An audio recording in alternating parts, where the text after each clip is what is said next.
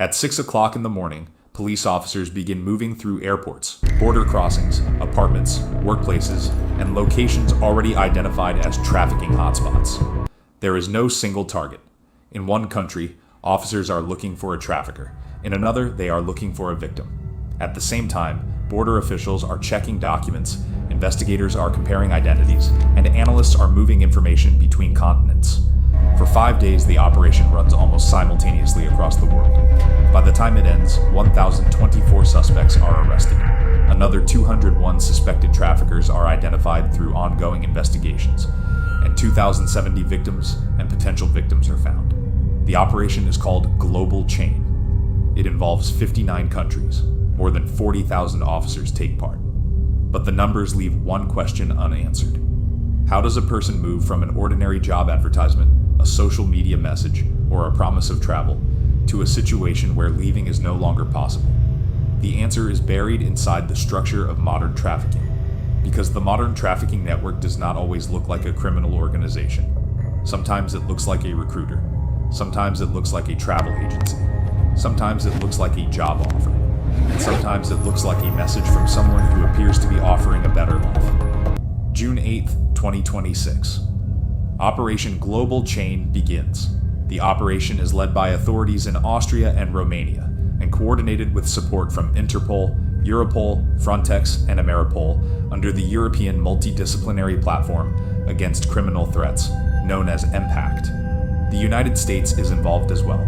For the first time, the FBI joins this international effort, bringing expertise in identifying victims and tracing illicit financial flows. Homeland Security Investigations also participates in the American coordination structure.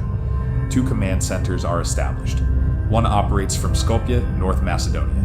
The other operates from Rio de Janeiro, Brazil. Their purpose is simple.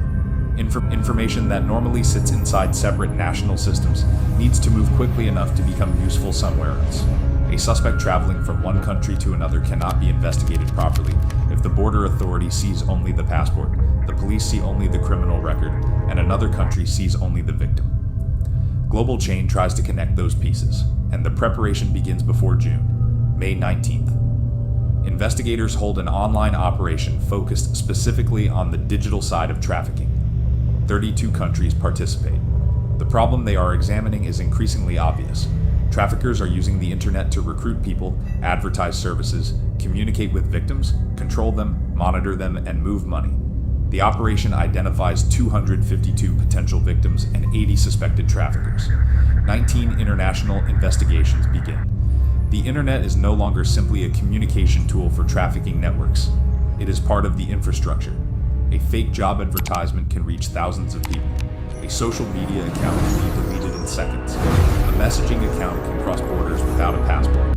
And a victim can be recruited in one country, transported through another, and exploited somewhere thousands of miles away. 3 weeks later, the physical operation begins.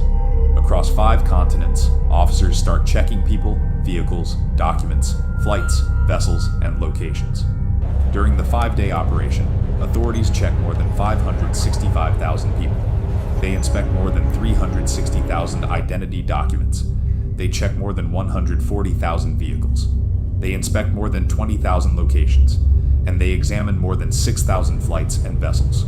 The scale matters because trafficking is a problem of movement. People move, money moves, documents move, criminals move, and evidence can disappear before investigators in another country even know that a crime has occurred. The first major cases begin to show what that movement looks like. In Brazil, federal police dismantle a transnational network sending victims to Cambodia. The destination is important. The victims are not simply being transported for illegal migration. They are being forced into online scamming operations. Authorities identify 406 victims connected to the network. Only 83 are Brazilian. The other 323 are foreign nationals.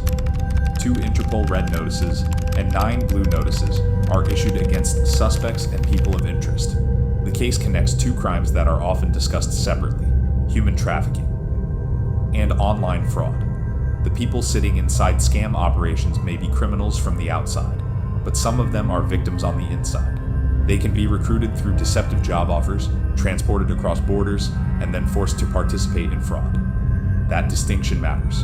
A person typing messages to scam someone online may appear to be the criminal, but the person may also be under coercion. The operation exposes a supply chain in which human beings themselves become part of the criminal infrastructure.